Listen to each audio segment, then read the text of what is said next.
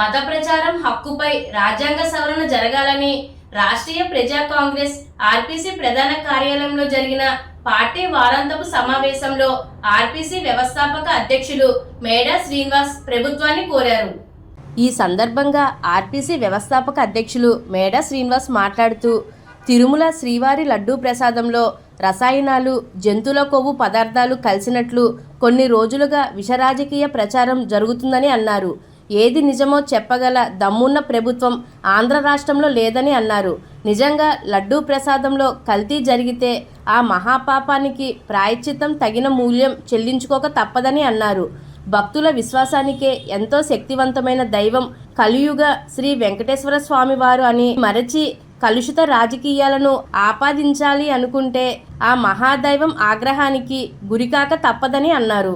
శ్రీ కలియుగ శ్రీనివాసునితో చతుర్లు ఆడితే మట్టుకొట్టుకు పోవడం ఖాయమని ఆయన హెచ్చరించారు. ఈ సభకు RPC senior secular Pendyala Kamaraju అధ్యక్షత వహించారు. ఈ సమావేశంలో ఆర్పీసీ సెక్యులర్స్ డివి రమణమూర్తి, దుడ్డే త్రినాథ్, సింహ దుర్గారావు, దుడ్డే సురేష్, వర్ధనపు శరత్ కుమార్, ఆకుల మణికాంత్, మేడిచెర్ల శ్రీనివాసరావు, వాడపల్లి జ్యోతిష్, గుడ్ల సాయి దుర్గా ప్రసాద్, బాసా సోనియా, శుంకర భాస్కర వెంకట రంగారావు, వల్లి శ్రీనివాసరావు, ఎస్కే బాజాని, కందివలస రమణ, నాగురు దుర్గా, మాసా నూకరాజు, మాసా లక్ష్మి, మాసా అప్పాయమ్మ, చెల్లా సాంబశివరావు, చెల్లా అఖిల్, పేరెడ్డి కొండలరావు, బర్ల సతీష్, ముప్పిడి బద్రి తదితరులు పాల్గొన్నారు. రాష్ట్రీయ ప్రజా కాంగ్రెస్ వారాంతపు సమావేశానికి ఇచ్చేసినటువంటి పార్టీ సెక్యులర్స్ అందరికీ నా ప్రత్యేక ధన్యవాదాలు. ఈరోజు రాజకీయ పార్టీలన్నీ కూడా ఎంత హీనమైనటువంటి స్థితికి చేరుకున్నాయంటే అది కేంద్ర ప్రభుత్వం కావచ్చు, రాష్ట్ర ప్రభుత్వం కావచ్చు, ప్రజల మనోభావాల మీద రాజకీయం చేయడమే ప్రధాన లక్ష్యంగా వాళ్ళ రాజకీయ క్రీడనే ముందుకు నడిపించుకుంటున్నారు. దానికి వేదికగా తిరుమల క్షేత్రాన్ని వేదికగా తీసుకొని గత కొన్ని రోజులుగా చంద్రబాబు నాయుడు గారు కూటమి, అలాగే జగన్మోహన్ రెడ్డి గారు లడ్డూ ప్రసాదం మీద ఒక విధమైనటువంటి చర్చ జరుగుతున్నారు. లడ్డూ ప్రసాదంలో యానిమల్స్ ఫ్యాట్ కలిసిందని ఒక వర్గం ఆరోపణలు, అదేవిధంగా ఎసైన్డ్ అంటే ఈ బాత్రూమ్స్లో వాడేటటువంటి ఒక కెమికల్స్ అన్నీ కూడా దాంట్లో కలిపారని ఒక విధమైనటువంటి వాదన. ఒక్కడే చెప్తున్నాం, సిగ్గుందా ఈ ప్రభుత్వానికి? మీరు అధికారంలో ఉన్నారు, ఇదిగో ఈ కెమికల్ కలిసింది, ఈ యానిమల్ ఫ్యాట్ కలిసింది అని అధికారికంగా అథెంటికేటెడ్ ప్రూఫ్ ఉండాలి. ఆ ప్రూఫ్ లేకుండా మీరు ప్రతిపక్షంలో ఉన్నారో తెలీదు, అధికార పక్షంలో ఉన్నారో తెలియనటువంటి స్థితిలో చంద్రబాబు నాయుడు స్థాయి మాట్లాడడం అనేది ఎంత దురదృష్టం అంటే, ఈరోజు ఆంధ్ర రాష్ట్రం అంతా కూడా మతపరమైనటువంటి వివాదాలను రెచ్చగొట్టాలి, మతపరమైనటువంటి ఒక కన్ఫ్యూషన్లో మేము రాజకీయాల్ని శాసించాలి అనే ఆలోచనతో ఈ ప్రధాన కార్పొరేట్ రాజకీయ పార్టీలు ఈ రెండు కూడా ఒక విధమైనటువంటి కుట్ర చేస్తాయి. దీనికి తోడు విదేశీ శక్తుల ప్రమేయం కూడా ఉన్న ఆశ్చర్యం లేదు.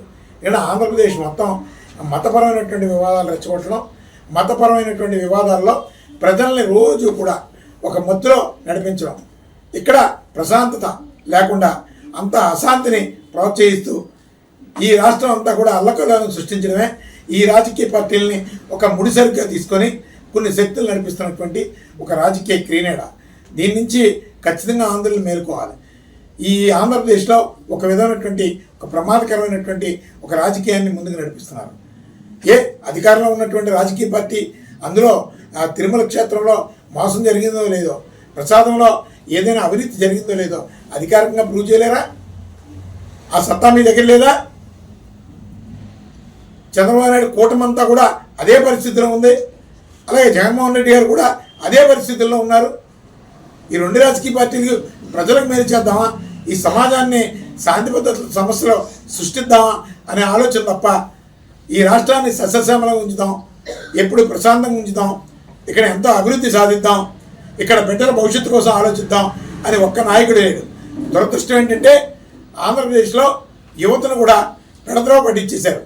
ఇక్కడ ఎందుకంటే ఒక ఘోరమైనటువంటి మత్తు పదార్థాలకు బానిసలుగా మార్చేశారు యువతని. ఈ మత్తుకి బానిసలైనటువంటి యువత వాస్తవాలను మర్చిపోతున్నారు, వాళ్ళ భవిష్యత్తును మర్చిపోతున్నారు, వాళ్ళ కుటుంబ ఆలోచనల్ని, కుటుంబ భవిష్యత్తును మర్చిపోతున్నారు. యుక్త వయసునంతా కూడా సర్వనాశనం చేసేసుకుంటున్నారు. దీనికి ప్రభుత్వాలు ప్రధాన కారణంగా ఉంటున్నాయి. ఇవన్నీ కూడా ప్రతి ఆంధ్రుడు మొట్టమొదట మేల్కోవాల్సిన అవసరం ఉంది. ఎందుకంటే ఇక్కడ అద్భుతమైనటువంటి భవిష్యత్తు ఉన్నటువంటి ఈ రాష్ట్రం ఇంత రావణ కష్టంగా మారేటటువంటి పరిస్థితుల్ని మనల్ని మనం కాపాడుకునేటటువంటి స్థితిలో ప్రతి ఆంధ్రుడు సమాయత్తం కావాలి. ఈ తెలుగుదేశం పార్టీ కావచ్చు, అలాగే తెలుగుదేశం పార్టీ కూటమి కావచ్చు, అలాగే వైఎస్ఆర్సీపీ కావచ్చు, ఈ రెండు రాజకీయ పార్టీలు ప్రజలకి నష్టం జరిగిన ఈ రాష్ట్రం నాశనం అయిపోతున్నా వాళ్ళకి అవసరం లేదు. వాళ్ళకి బలహీనతలు అనేక అక్రమ కేసుల్లో వాళ్ళు కూరుకుపోయి ఉన్నారు. వాళ్ళ అక్రమ కేసుల నుంచి బయటపడాలంటే అధికారం ఉండాలి. లక్షల కోట్ల రూపాయలు ఇక్కడ దోచుకున్నటువంటి డబ్బంతా కూడా ప్రజలకి ఓట్ల సమయంలో నోట్లు పంచుతున్నారు. అమాయకత్వంతో ఆకలితో ఉన్నటువంటి ప్రజలు వాళ్ళు ఇచ్చినటువంటి రూపాయి తీసుకొని వాళ్ళు నిజాయితీగా ఓటేసేస్తున్నారు, డబ్బు తీసుకున్నాం కదా అని. ఆ నిజాయితీ ప్రజలనే ఆంధ్రుల భవిష్యత్తుని నాశనం చేస్తున్నాం, మనం ఎప్పటికైనా భగవంతుడి నుంచి తప్పించుకోలేం అనే కనీస జ్ఞానం లేనటువంటి ఈ రాజకీయ పార్టీలు ఖచ్చితంగా తగిన మూల్యం చెల్లించుకుంటాయి. ఈ భగవంతుడిని అడ్డుపెట్టుకొని రాజకీయ ఒక కాలుష్యాన్ని సృష్టిద్దాం అనుకునేటువంటి రాజకీయ పార్టీలు ఖచ్చితంగా మూల్యం చెల్లించుకోక తప్ప. అదేవిధంగా ఇక్కడ అన్ని మతాలు కూడా ఒక సందిగ్ధంలో ఉన్నటువంటి పరిస్థితులు తీసుకొచ్చి ఇక్కడ శాంతి భద్రతల సమస్యలు సృష్టించాలి, తద్వారా రాజకీయ లబ్ధి పొందాలి అనే ఒక ఆలోచనతో ఉన్నటువంటి రాజకీయ పార్టీలకు బుద్ధి చెప్పడానికి ఇక్కడ మత సామరస్యాన్ని ప్రోత్సహించే విధంగా అన్ని మత వర్గాలు ఏకత్రాటి మీద ఉండి మీ భవిష్యత్తుని దృష్టిలో పెట్టుకొని ఈ సమాజం భద్రతగా ఉంటే నేను భద్రతగా ఉంటాను, నా కుటుంబం భద్రతగా ఉంటుందనే ఆలోచన ప్రతి వ్యక్తిలోనూ ఉండాలి. ఏ భగవంతుడు కూడా కొట్టుకు చావమని చెప్పలేదు, మతపరమైనటువంటి వివాదాలు సృష్టించుకోమని చెప్పలేదు. వీళ్ళకి మదం ఎక్కువైపోయి ఈరోజు దేవుడు ఆహారాన్ని కూడా ప్రసాదాన్ని కూడా కలుషితం చేయాలనే ఒక దుర్మార్గపు ఆలోచన ఈరోజు ఈ రాజకీయ పార్టీల్లో ఉంది అంటే ఎంత అవమానకరం, ఎంత బాధాకరం ఆలోచించండి. అందుకని ఇది చిలికి గాలివాన అయ్యి చివరికి ఇది హిందూ, ముస్లిం, క్రిస్టియన్ ఇలాంటి తగాదాలకి దారితీస్తారు. అందుకని ఈ మతాల్లో కూడా కొంతమంది స్వార్థపరులు ఉన్నారు. ఆ మతంలో చిచ్చు పెట్టడానికి కూడా కిరాయి తీసుకొని చేసేటువంటి ప్రమాదాలు ఉన్నాయి. అందుకని దయచేసి ప్రజలందరూ అప్రమత్తంగా ఉండండి. ఈ సమాజంలో అందరూ భద్రతగా జీవించాలి అంటే రాజకీయాలు పొల్యూట్ కాకూడదు, దేవుడిని పొల్యూట్ చేయకండి. ఎందుకంటే ఎవరు నమ్ముకున్నటువంటి దైవాన్ని వాళ్ళు పూజించండి, గౌరవించండి. అంతేగాని ఎవరో చెప్పినటువంటి మాటలు విని మా దేవుడు గొప్ప, మీ దేవుడు గొప్ప అనే ఆలోచనలకు వెళ్లకుండా మతపరమైన వివాదాలకు దూరంగా ఉండండి.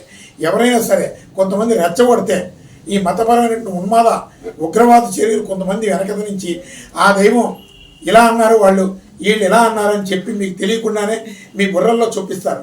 అందుకని గాలి మాటలు నమ్మకుండా మీరు మీ దైవాన్ని మీరు నమ్మండి, ఇళ్లలో పూజించుకోండి. అంతేగాని గుడికి వెళ్ళకపోయినా పర్లేదు, మసీదుకి వెళ్ళకపోయినా పర్లేదు, చర్చికి వెళ్ళకపోయినా పర్వాలేదు. అంత మాత్రాన్ని వెళ్ళి వివాదాల జోలికి వెళ్ళకండి, సమస్యలు తెచ్చుకోకండి. కానీ దైవాన్ని నమ్ముకోండి. సమాజాన్ని శాంతి భద్రతల దృష్ట్యా కాపాడడానికి ప్రతి వ్యక్తి కూడా సామరస్యంగా ఆలోచించాలి, బిడ్డల భవిష్యత్తుకు భద్రతగా నిలవాలని చెప్పి రాష్ట్రీయ ప్రజా కాంగ్రెస్ పార్టీ సూచిస్తుంది.